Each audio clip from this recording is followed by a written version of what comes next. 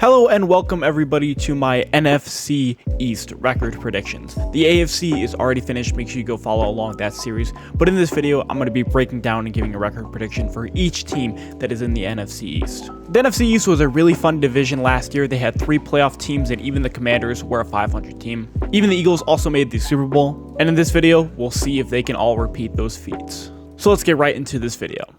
The Washington Commanders exceeded expectations in 2022, going 8-8-1, and they were even 7-5-1 going into their bye in Week 14, but then lost 3 straight to fall out of the playoffs. Washington has had a really good defense for the last couple of years, however their offense has struggled, especially at the quarterback position. In the beginning of the year, Carson Wentz was starting, but then he got injured and then benched for Taylor Heineke.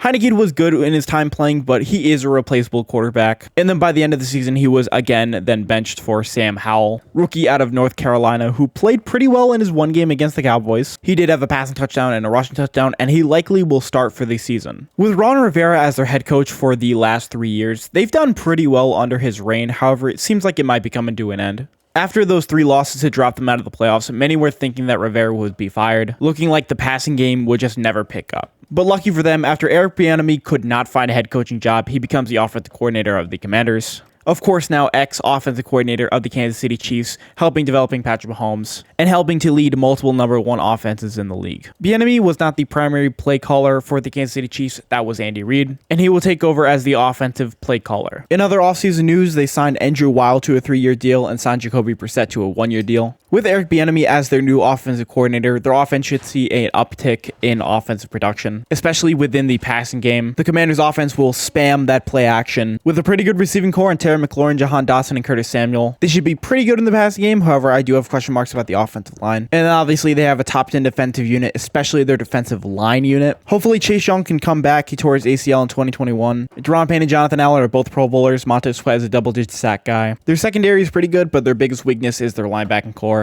But unfortunately, their division is so stacked that they're going to have the 8th hardest strength of schedule, according to the preseason rankings. And don't get me wrong, I don't think the Washington Commanders are a bad team. It's just their division is so stacked. They're going to be starting a second-year quarterback who only has 1 game under his belt, along with the fact that they have some pretty tough out-of-division games as well. I think that Ron Rivera is on the hot seat, and Eric Bieniemy likely takes over as the head coach for next year. I think we'll see some positive signs for Sam Howell, but if he doesn't really work out, then their season is screwed. Man, did the Giants surprise me last season. I had them going 5-12 in my record prediction for 2020, but the Giants were 1,000,000% the most surprising team from 2022. Not only did they make the playoffs, but Daniel Jones had a career year. Saquon Barkley had the bounce-back season of a lifetime. Even though they kept many games close, they were able to win basically all of them. With very little expectations and an extremely tough division, nobody really saw the Giants being as good as they were, but thank God for Brian Daboll because he brought back this team. Daboll was the offensive coordinator for the Buffalo Bills, and he really helped Josh Allen's development. And he not only brought over a winning culture to the Giants, but one that fights and claws to win games. But even after making the playoffs at 9-7-1, many thought that that was the end of their season. But then they managed to beat the 13-4 Minnesota Vikings in the wild card round, but then eventually lost in the divisional round to the Philadelphia Eagles, who made their way to the Super Bowl. So after a very positive season, the Giants went into the offseason with a positive mindset.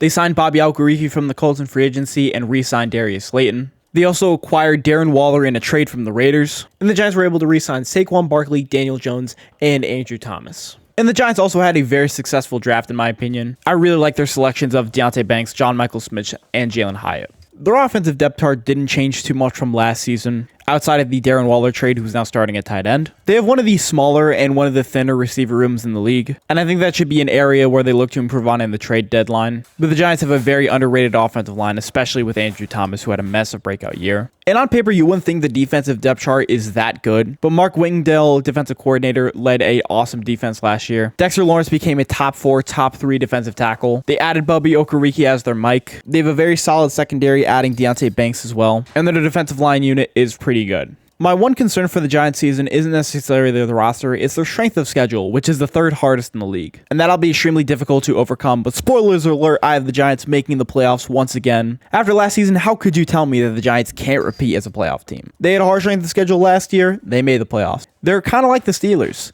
You don't ask them how they won, you just ask them if they won. But it is a very tough road ahead. They're going to have to once again win a ton of close games. Did you guys know that the Dallas Cowboys won a playoff game last year? Well, yes, in fact, they did. They won against the Tampa Bay Buccaneers in the wild card, but then lost in the divisional to the San Francisco 49ers. And the 49ers lost to the Eagles, who made the Super Bowl. It was their first playoff win since 2018, but the Cowboys had a really successful season last year, especially on defense. Their offense was very good, even with Dak Prescott missing some time. CeeDee Lamb had a career year, Tony Pollard made a Pro Bowl, Ezekiel Elliott once again had double-digit touchdowns, but their defense was the real stars of last season. Micah Parsons had 13.5 sacks, Donovan Wilson had 100 total tackles. Trayvon Diggs, in my opinion, entered his name as a top 10 corner. And overall, they played like a top 5 defensive unit throughout the whole year. Over the offseason, they did lose Dalton Schultz and Connor McGovern, but they were able to re-sign Trayvon Diggs, Leighton Vander Esch, and Donovan Wilson. Cowboys offensive coordinator Kellen Moore is going to the Chargers, but they are promoting Brian Schottenheimer as their new OC. But in my opinion, their biggest offseason story is where will Zeke go? He is still yet to sign, and the Cowboys could bring him back on a minimal deal. I think that the Ezekiel Elliott loss will hurt their offense. Zeke might no longer be that home run hitter, that elite back, but he was a very consistent back game to game and an elite goal line back. Teams always need that. After trading for Brandon Cooks as well, the receiver core is pretty solid, but it only goes 3 deep. Tony Pollard should get the full workload, but their offensive line has slowly gotten worse and worse as guys have retired, gotten injured, or haven't re-signed. Their defense is a top 5 unit. They added defensive tackle Mozzie Smith in the first round of the draft. He should be a good run defender right off the bat. They have a great defensive line unit with Micah Parsons and DeMarcus Lawrence. Outside of Leighton Vander Esch, they have a weak linebacking core. They also added Stephon Gilmore in a trade this offseason, as the Cowboys boosted the secondary with him and Trayvon Diggs playing on opposite sides. Again, with a tough division, you have a tough strength of schedule. The Cowboys have the 5th hardest in the league. But overall, I think the Cowboys essentially repeat the season they had last year. They were the 5th seed last year. They're going to be the 5th seed this year. I have them going 11-6. I do have them playing very well in the first half, but slowly dipping off in the second half. And they'll likely end up facing whoever wins the NFC South. The Philadelphia Eagles all year were the best team in the NFC, and were also the 2nd best team in the league next to the Kansas City Chiefs. And the Chiefs ended up being the team that they faced in the Super Bowl. But even with a Herculean effort from Jalen Hurts,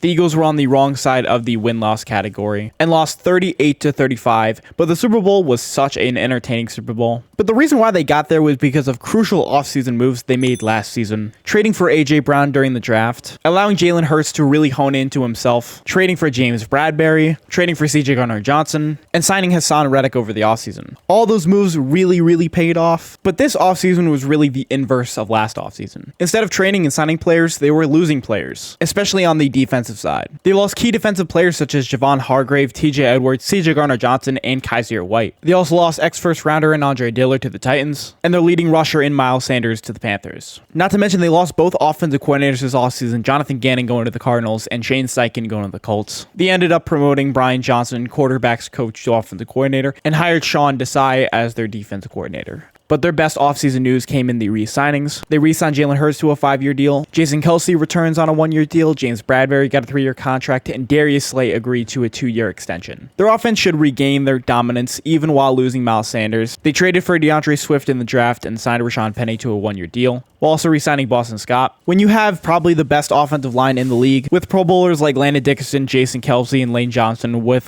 Jordan Mailata, and you have Jalen Hurts who finished 2nd in MVP voting last year, with Pro Bowlers like A.J. Brown and Devontae Smith, your offense should be really good. I accidentally forgot to mention their draft. They had a phenomenal draft. I gave it an A+ and had them as my best draft in the league. Drafting my top player in Jalen Carter at 9, drafting a top 25 player in Nolan Smith at 30, while also having good value picks such as Sidney Brown and Keely Ringo. I mentioned the draft now because that affects the defense a lot. Jalen Carter will likely be the starter at the 3 tech. They drafted Jordan Davis, who was the run stopper last year in the first round. After losing Javon Hargrave, those two will step up in replacement. Fletcher Cox likely only has 1 year left, and losing TJ Edwards and Kaiser White in free agency means Nakobe Dean, who they drafted in the 3rd round last year, will start at Mike linebacker. They have a great defensive line unit with extreme depth with Hassan Reddick, Brandon Graham, Fletcher Cox, Josh Sweat, Derek Bennett, and now you add Jalen Carter and Jordan Davis to the mix. With a great secondary unit with James Bradberry and Darius Slay, they shouldn't take it too much of a step back outside of losing C.J. Gardner-Johnson. The unfortunate thing about the Eagles is they have the hardest strength of schedule in the league. While losing that many defensive pieces, it will be tough on them. But even though I think we'll see more signs of struggle from the Eagles, I still have them going 13-4 and being the number 1 seed in the NFC. They're simply too good of an offense, and they're still a good defense. And I think the Eagles once again make the NFC Conference Championship game. To recap, I had the Eagles going 13-4 and being the 1 seed in the NFC, the Cowboys going 11-6 and being the 5th seed, with the Giants going 9-8 and making the 7th seed, with the Commanders going 6-11. The NFC East will once again be a very competitive division, and I have them having multiple playoff teams. This is undoubtedly the best division in the NFC, and will likely be the most entertaining and firepower division in the NFC. But thank you guys for watching. This one's a little shorter than the rest one. Make sure you like, comment, subscribe, follow along the rest of the series. Make sure you watch all my AFC record predictions. Again, make sure you like, comment, subscribe, and I will see you in the next one.